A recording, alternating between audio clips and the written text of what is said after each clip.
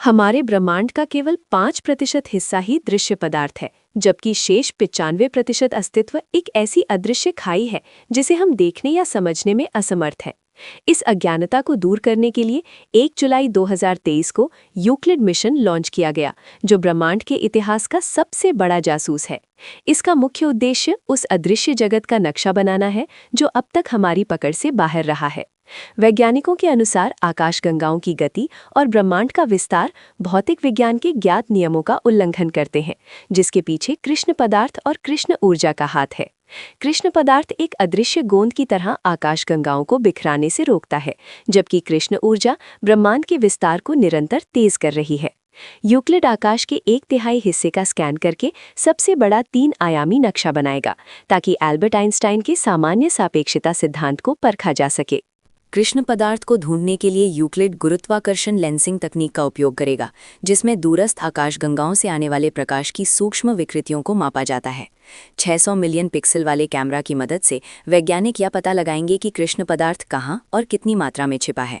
वहीं कृष्ण ऊर्जा के रहस्य को सुलझाने के लिए यूक्लिड पिछले 10 अरब वर्षों के इतिहास का विश्लेषण करेगा। इससे यह पता चलेगा कि ब्रह्मांड के विस्तार की गति कैसे बदली है और क्या कृष्ण ऊर्जा एक स्थिर ताकत है या समय के साथ बदलने वाला क्षेत्र है।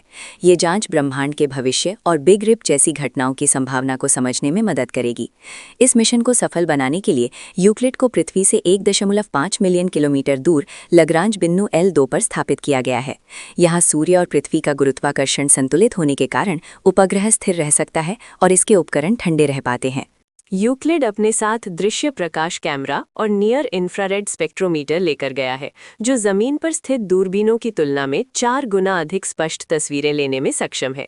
लॉन्च के कुछ ही महीनों बाद पर्सियस आकाशगंगा समूह की तस्वीरों ने इसकी क्षमता को सिद्ध कर दिया है, जिसमें 1 लाख से अधिक दूरस्थ आकाशगंगाएं दिखाई दे रही थी।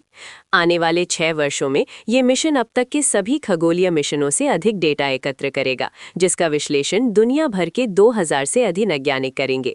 यदि यूक्लिड के परिणाम वर्तमान भौतिक नियमों से मेल नहीं खाते, तो हमें विज्ञान की किताबों को फिर से लिखना पड़ सकता है।